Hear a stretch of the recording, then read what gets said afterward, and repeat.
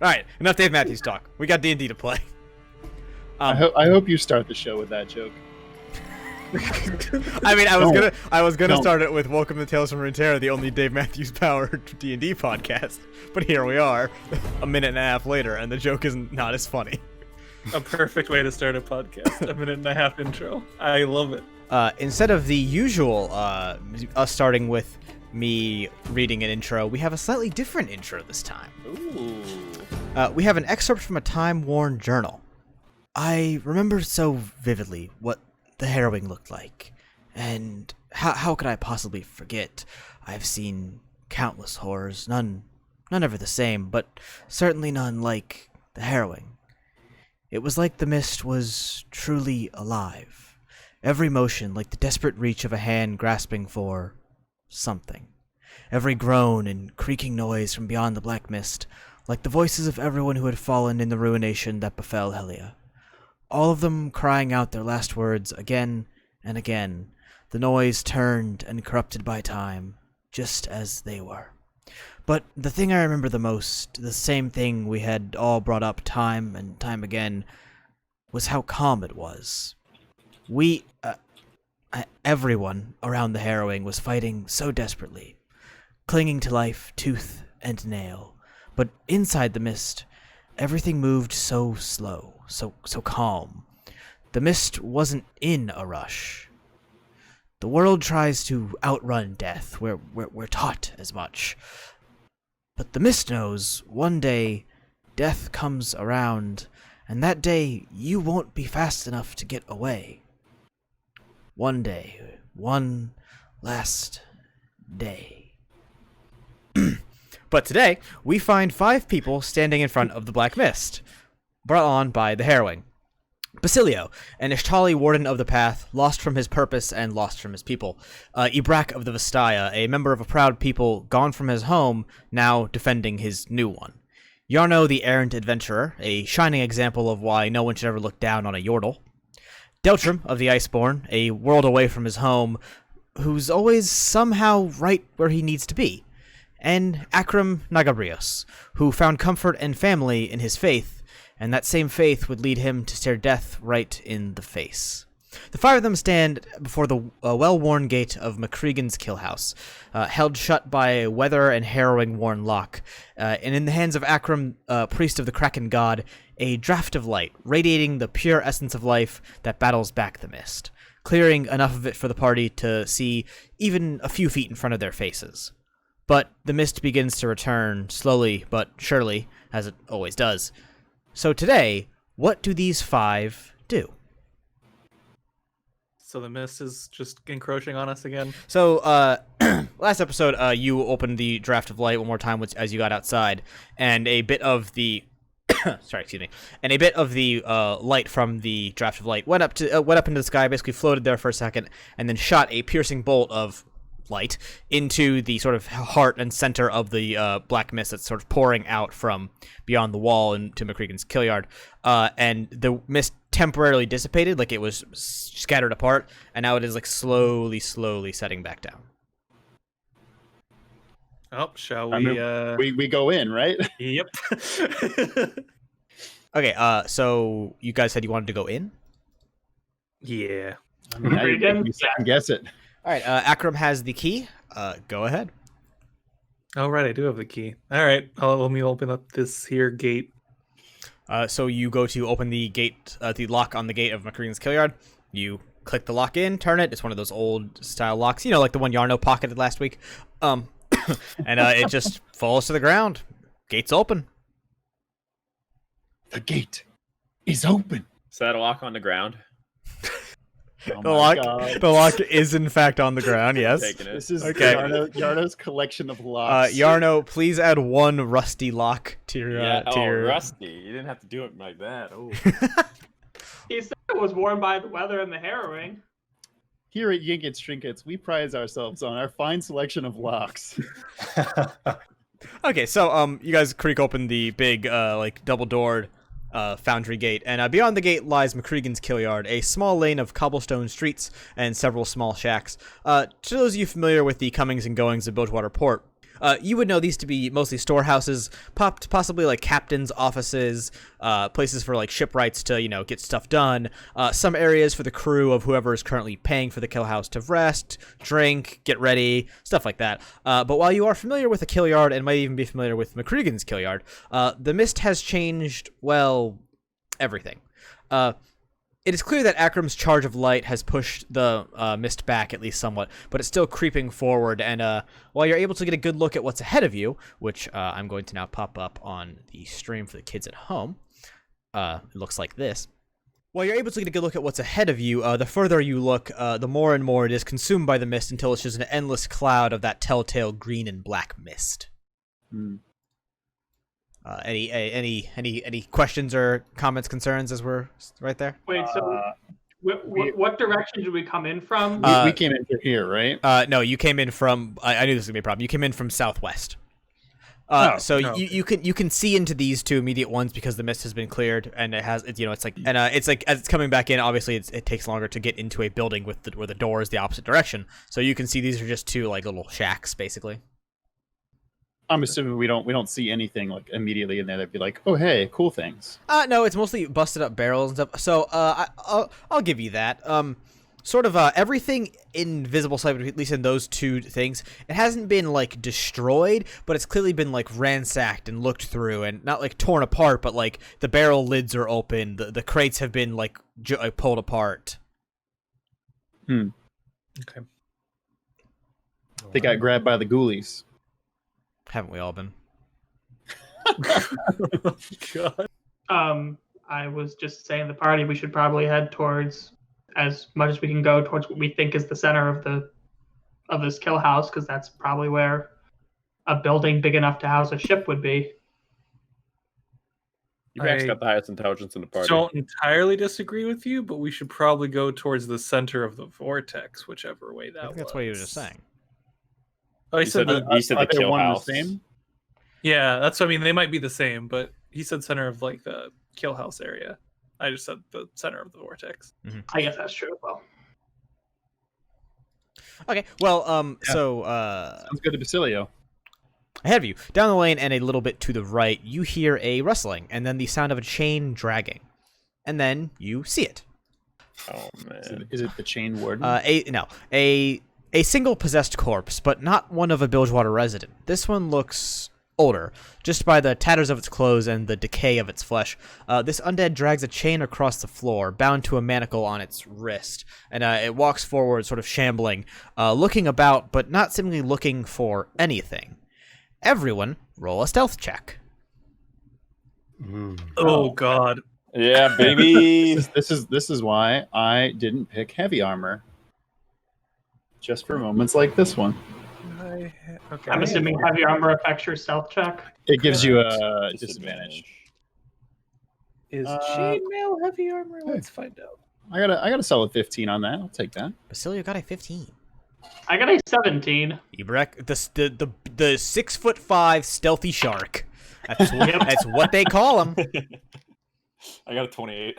See, now I do have disadvantage. 28? Yeah. I got Oh, that's a bummer.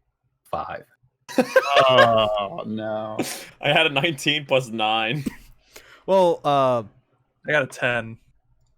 Plus 9. Basilio hides behind Deltram. so luckily for these two fucking chamokes, it's a group stealth check, and that's not how group stealth checks work. So the gang, you guys hide in this nearby shack right here. Reposition you guys. Reposition yourselves how the fuck you want in there. So you guys dash into the shack. Akram's big heavy ass and Deltram getting caught up in his robes have to be sort of like pulled and like yanked inside by Ibrak and Basilio so they don't get caught. And this specter continues to just walk along. It looks around a little bit.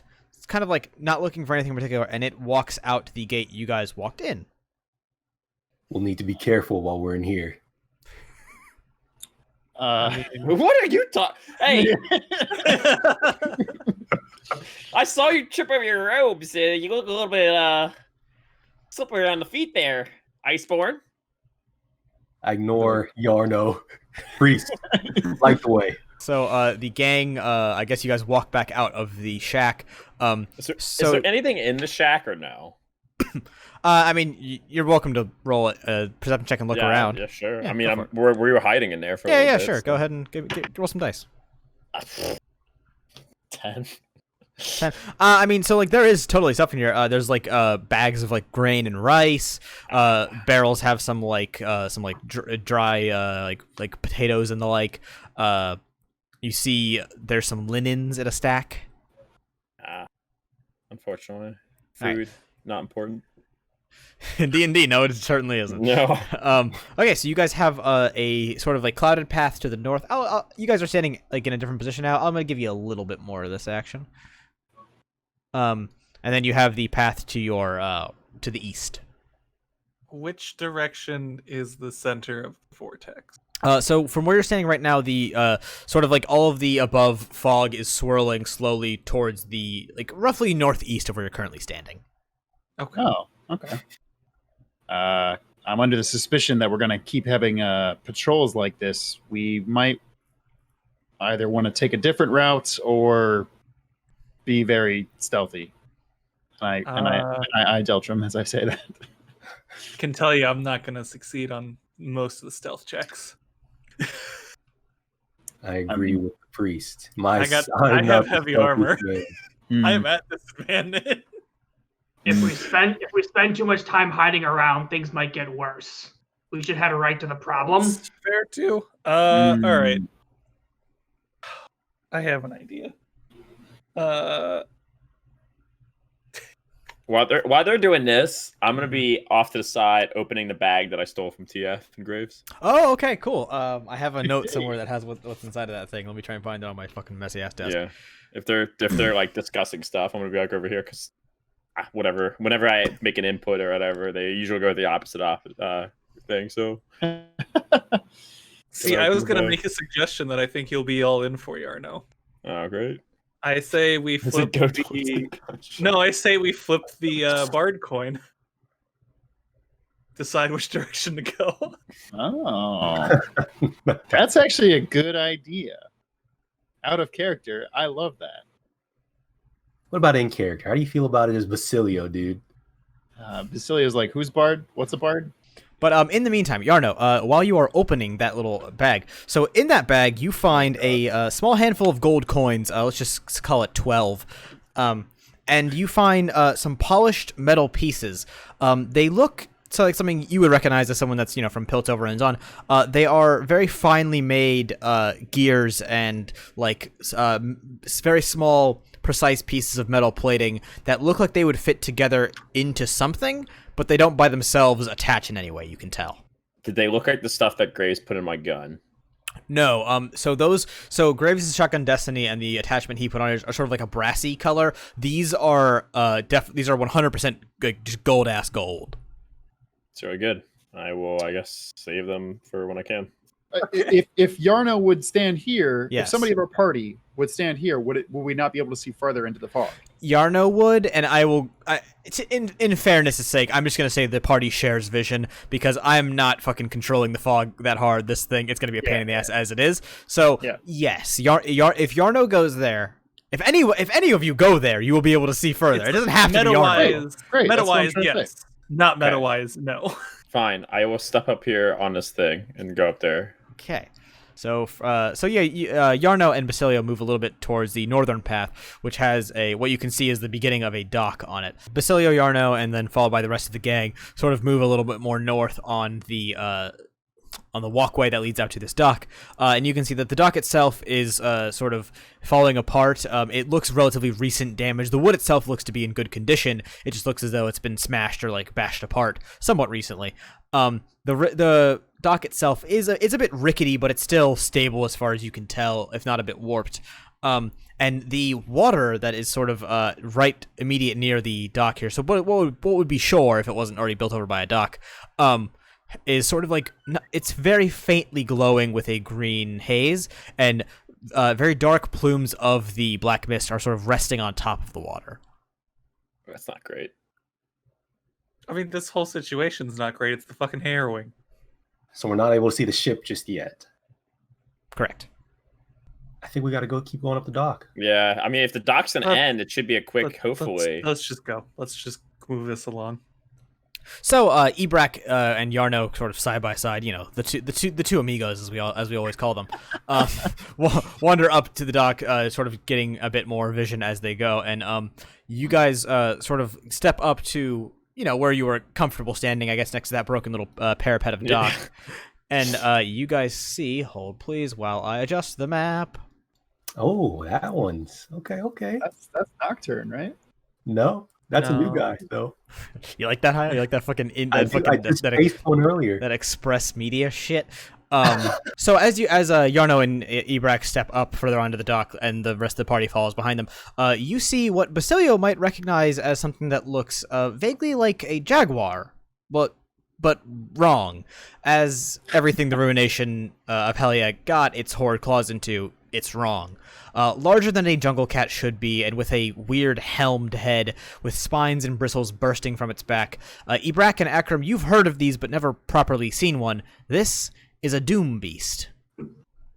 What That's a the name. Anyway, everybody Pretty bad. roll initiative, because I've already rolled initiative for all of the monsters present. Told you guys we should have gone the other way. Okay.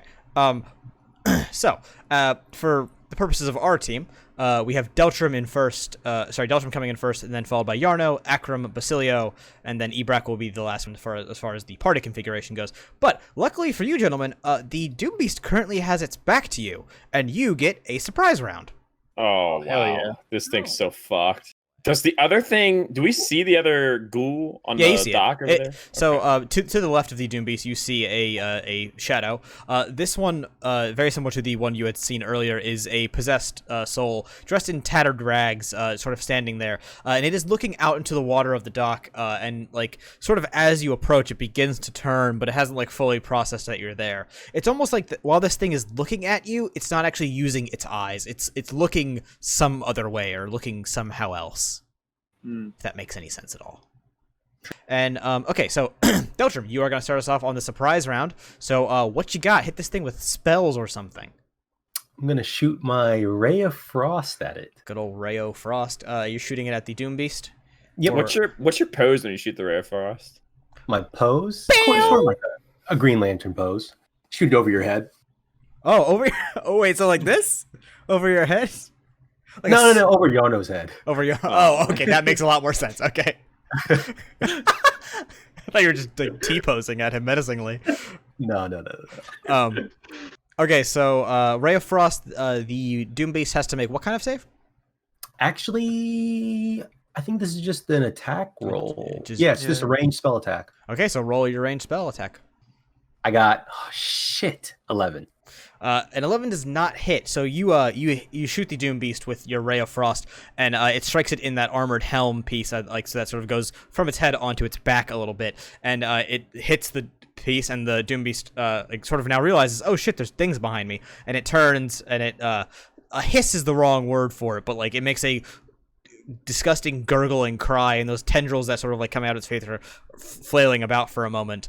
But unfortunately, it's still not this fucking thing's turn. It's going to be Yarno's turn to do something.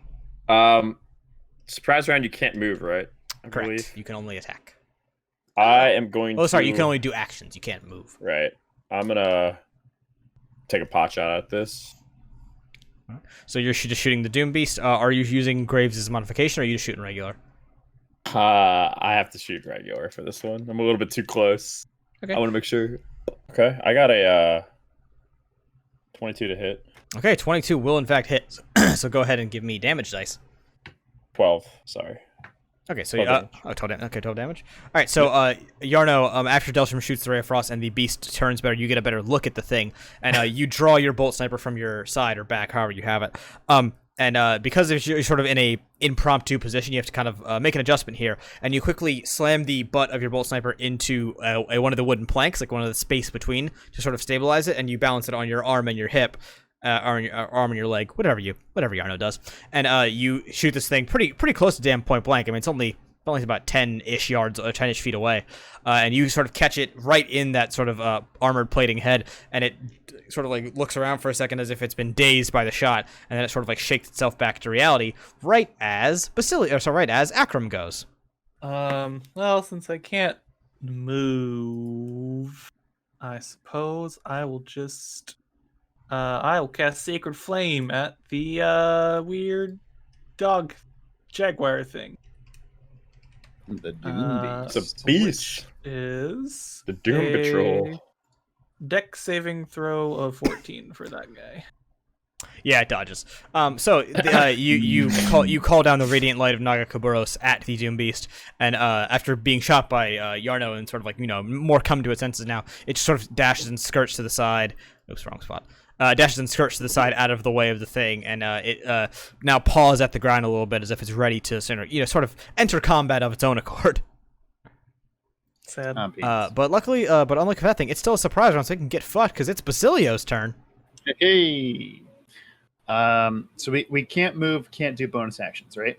Yeah. Correct. I have to shoot from real Basilio. I can't even shoot from clone Basilio because that actually is a bonus action to do that.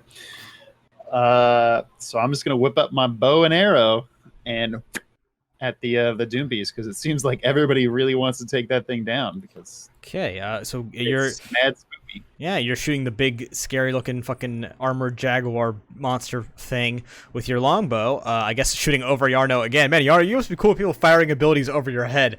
I'm used to it, dude. Yeah. I've been through a lot. It is what it is. Fair enough. Basilio, roll damage dice, please. I've been through worse. The caves of Shambhala. Nearly took 9 years off my life. I was about to say, have you been through worse? But that's the best answer I could have hoped for.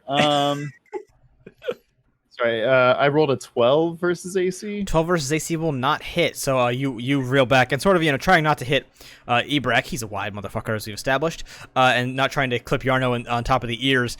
Your arrow flies a little bit too high and a little bit too left and just sails over into the water. That's fair. Damn it. And next is going to be Ebrak, last in the party. All right. Can I do a ready action? Ooh. I'm gonna say yeah.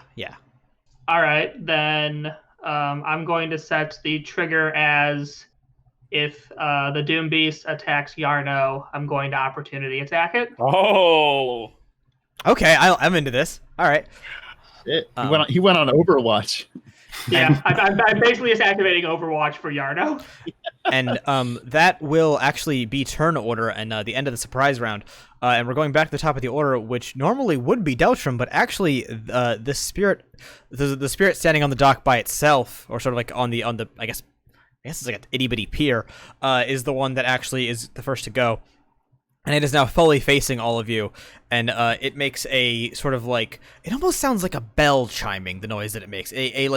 A heavy gonging sound sort of like comes out of the thing as it opens its mouth, and you see that green like spectral energy that is powering it float out of its mouth, and it shoots off into the mist behind the Doom Beast, like it's going out of sight. Damn it, we should have killed that thing first. And the body that was formerly being possessed by a spirit just sort of crumbles and falls into the water. Motherfucker. We really should have killed that thing first. The one we killed, or the one that was passing us by earlier, could have been one of many of these. So, So now it is going to be Deltram's turn to do stuff. Deltram, use stuff. I can talk. That's like a free action, right? Free Yeah, of action. course. Within reason, yes. All right. I say, gentlemen. No, I don't say gentlemen. I say we need to kill this beast and then hide again.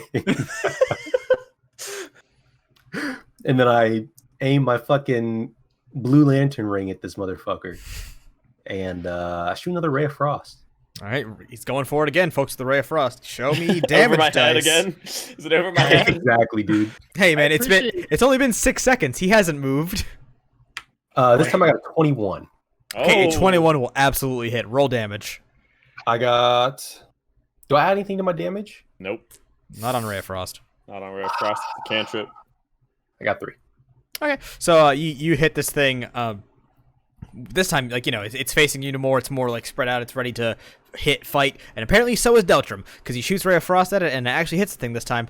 And you actually get it in the mask, and it sort of like frost and snow creep over the mask for a second. It has to like shake it off and bat it off, giving Yarno enough time to shoot. So I see Ebrak kind of like readying his attack right next to me, right? Mm-hmm. So like, okay, like I actively see him going like, ah! He's like, got me covered. Okay, I'm gonna stand there and aim then. I wasn't gonna do that until he did that. So okay, you're gonna use aim. I'm gonna aim, and I'm also gonna use Graves' shotgun thing, pull down the goggles, and I'm focused and trying to hit it in the whites of his eyes. The eyes are red. The eyes are red, but go on. So I'm never gonna be able to hit it, is what I'm learning. But I'm going for it anyway. Thanks, Frank. Jinx yourself. I only got a 14. A 14 does not hit. So Yarno with his gun still sort of ready against the dock and his own weight, pulls down his Hextech goggles. He looks down the scope. He's a bit close to the scope. It's not exactly helpful, but hey, he's already here. He fires his shot at the Doom Beast, but it does actually crack off the armor on the side of the thing, and it is still fine looking. It's not great. And the Doom Beast will go next. And it sort of like steadies itself more against the dock, digging its clawed paws into the wood of the dock, and it lifts its other paw up and slams it down. And before you, the Doom Beast separates. Oh, motherfucker! Oh boy! Oh my! Into three more basically identical looking copies of itself, and they begin to move sort of with one another, and like basically almost as a pack, you might assume. And very quickly, I need everyone. Actually, no, I just need Yarno and Ebrak to give me a perception check. Freaking Kagebusha no jutsu bullshit. Yeah, weeb stuff. Let's go. I was gonna say double team from Pokemon. Oh! Why can't I get that when I need it the most? I got 22. What's what we got? Okay. I got a 17. I can see what its last meal was in its stomach. All right, give me. God bless my goddamn my -1 in wisdom. So, Deltram, Akram, and Basilio, you have completely lost which of those is the actual Doom Beast. In sort of like the 3-card Monty-esque shuffle that it just did with itself. But Yarno and Ebrak, you are well aware that this one right here in the back right of that sort of like square formation that is made is the actual real physical Doom Beast, or at least the one that did the splitting. And it makes a desperate sort of like lunging leap over to Yarno. Hey, reaction. However, Ebrak had readied his trident at his basically at his side, ready to sort of like take this thing as it came at either him or Yarno. And as it does its leaping attack, Yarno with double advantage, give me a roll, attack roll.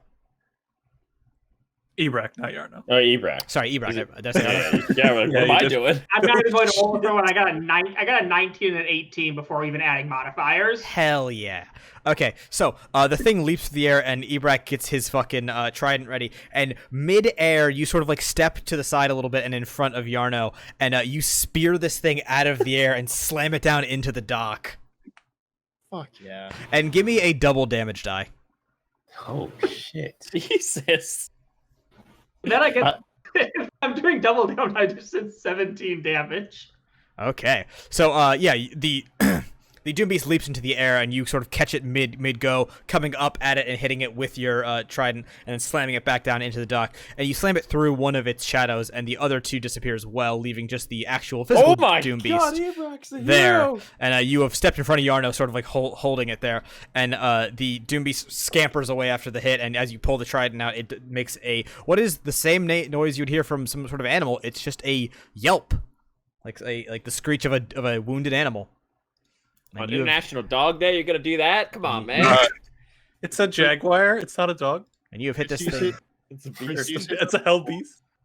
Cower. Radical. Okay, so after that, the Doom Beast just took big damage, and it is going to be Akram's turn. I internally thank Ebrak for making me not have to waste a spell because there's only one of them now.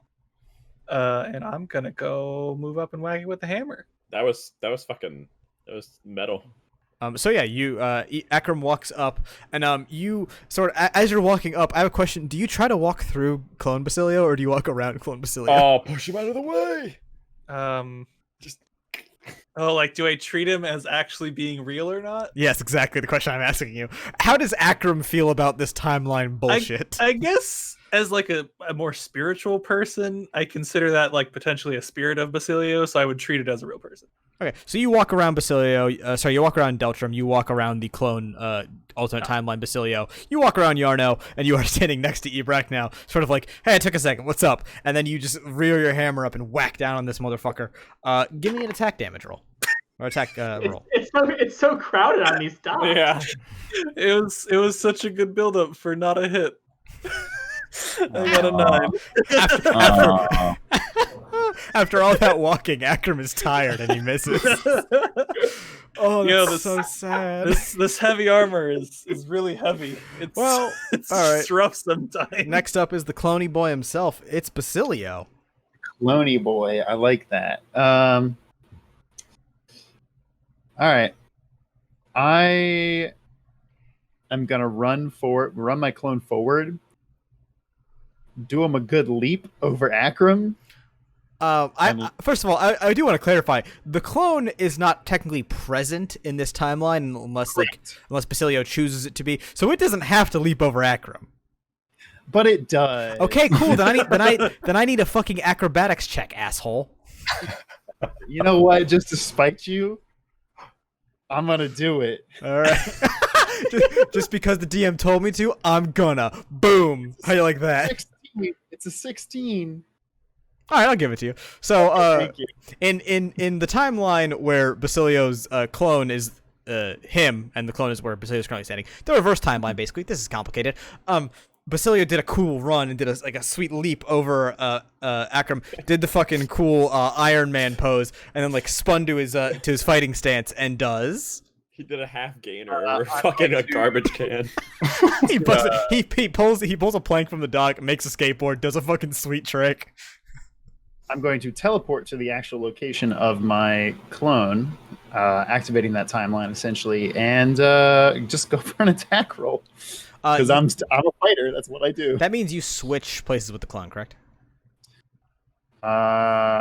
As a bonus action, I can teleport, magically swapping places. You're right. All right. So yeah, clone Basilio, or alternate timeline Basilio, runs forward, does the leap over Akram, does his cool move, and sort of like as he's turning to get in fighting position, real Basilio switches places with him and comes in basically middle of the time, quote unquote, and is there, and you're just making a slashing attack at the what do you call it? Doom Beast? Doom Beast. Yeah, I do want to paint the picture of clone Basilio was like readying his bilgewater cutlass, and like as he's about to bring it down, realizes that he's been switched places, and he's kind of like, oh man. That time on Basilio's like, oh geez. I thought I was gonna do the attack. And I get a 21 versus AC. Yeah, okay. I mean, you don't need to add. I assume that's with the +1 from the bilgewater close, but it doesn't fucking matter. So 22. So roll damage and also add the +1 from the cutlass on that, because that's +1 to hit and to damage. Yes, that is a D8. So I got a 10 to damage. Okay, so you sort of coming out of the clone's timeline and coming into this timeline, Basilio swipes down at the Doom Beast and catches it just straight across the, I guess hide is the right term, the pelt of the Doom Beast, and you get it for a nice dig. Ooh, and yeah. it is this thing is not, it's not looking bloodied because it doesn't appear to actually have blood, more of just that spectral goo that these guys are rocking. But this thing is not looking good at all. Damn, I just had a much better idea, but it's too late. It's fine. It's too late Dig to in your apologize, in graves. fact. Oh my god. So, Ebrak, you are gonna finish this up here, buddy, for this round. We're just going to attack. We're just gonna attack. Okay. So Ebrak is going to attack this motherfucker. Give me a damage die. Bark, bark. I'm a shark. Yeah, and I rolled a 14. Ooh, 14 does not hit, I'm afraid. So you strike down at this thing, but it catches it just right in the plate armor in a way that you can't quite get the trident through it. Even though spears are good at piercing plate armor. Shut up. You bring the spear down, and it clinks off the armor, and the Doom Beast sort of like roars back at you, flashing those weird tendril like I guess tongues that it has. Yeah. It's fucking gross. But Deltram, you are going to be next again. So what do you got? Oh, baby, I can't wait to hear this. No. And shoot another ray of frost. God damn it! All right, yeah, give me fucking. Is this guy from the Frameyard or something? Yeah. Man. I can't tell. I got an 8. Yeah, an 8's not gonna fucking my hit you. God. You whiff because you repositioned. You whiff like crazy because you're just you were so practiced for aiming over Yarno, but now he's not there anymore. What do you do? And Yarno, you are up next, but you are very close to this Doom Beast. I'm gonna say that is so close that you will have disadvantage if you try and use your sniper rifle. 360 no scope, man. Most likely because you also have to shoot through Ebrak. Yeah, I'm not gonna do that to him. We're Just shoot homies. under my legs. I'm gonna slip since I'm like Yordle, which uses a halfling. I can squeeze in combat a little bit easier. Correct. Well, no, I believe you just have the ability to slip past anyone that is a larger size class than you. Yeah. Yep. And I am gonna go there, pull out the chakrams, spin them in my hands like Talon, and as I slid through, I'm like, woohoo! And then I'm gonna. Yeah, I have chakrams. Wait, I thought you had a hunter's machete. I do. You've all of these. Okay, that's fine. Yeah. How does he fit so many weapons on him? Chakrams are pretty small, to be fair. His backpack is just full of it's it's full of trinkets, various bags of small sand, and weapons. So Get the lock. and All the the locks, locks. yes, all the locks, of course. How could I forget? So Yarno actually does like a sliding maneuver through Ebrak's legs and right by Basilio, and as he's doing it, he's pulling out his chakrams, and he's making a sort of like double-handed swiping slash at the, I'll say the legs and like underside of the Doom Beast. I'm just swiping one of them. I don't want to double attack this turn. That's fair. I'm gonna... Okay. So what? Roll me damage dice. I hope I hit it though. That's the question. That would suck if I missed. Actually, I might attack offhand with one of them. Actually, that's a good point. I'm not using my bonus action anyway. Oh hell yeah, dude! Hell yeah! I got a 21 to hit. Okay, 21 will absolutely hit. So you managed to execute this cool sliding attack. Give me damage. That's sneak attack too. 20 damage. Yeah, okay. So the fucking glass cannon ass Yordle does a cool sliding maneuver through Ebrak's legs under one of the what's the opposite of a hind leg? A foreleg? Sure. The foreleg of the Jaguar Doom Beast thing. And like he gets his chakrams up and he slashes as he's coming through. And you just get this thing on the unders and just fucking drive your chakrams into it. And the goo comes out. The it's Doom like I'm in slime time. The Doom Beast is in fact dead, but it flops on top of Yarno. Oh no, you got goop. Yarno, take 1 damage, and you're also covered in ghost slime. It's not a good time. So it's not like fucking slime Getting time. slimed on Nickelodeon? Yeah. No, this is that's more funny. the slime from Ghostbusters. dude. And Yana goes, "Hey, shaman, clean me off." Do these things leave actual corpses, or is there just like this thing leaves a corpse? Yes. Oh yeah, I got Okay. hurt by this thing. So Is I'm a actually... shaman a thing? Is that like an acceptable term for a priest of Agakoboros? I would say it's more likely a term for Deltram. He's gonna ignore Okay, me. so when Yarno says shaman, I ignore him then. Yeah. Yeah. God you- damn it! Oh, I'm fucking burning goo. in goo, goo. we'll walk over and at least throw the corpse off of him? Thank you, Ebrak. Thank you, my only friend in the party. So Ebrak lifts the Doom Beast up by the sort I'm of like. closer with Basilio's cloning these two guys. What the hell?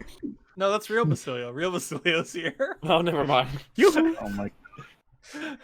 So Ebrak lifts the Doom Beast, I guess, by the collar of its armor piece. Look, man, I don't fucking know. And just like tosses it off to the side so it gets off of Yarno. Or do you toss it into the water? Just curious. I tossed it into the water. You toss it in the water. It sinks.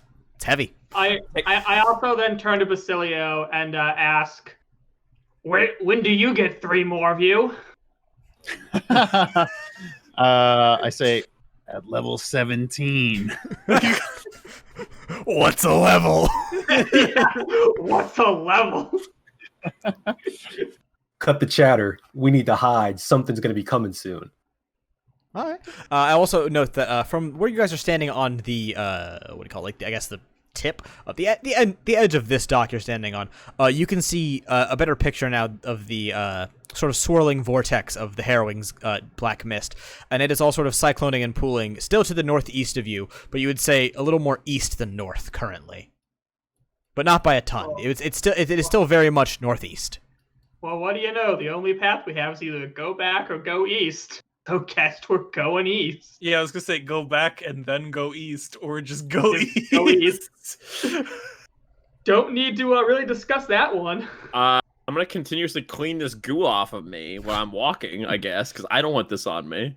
Okay. We did just see the ghost thing, the whale, go into the mist this direction. Do we want to just walk into it?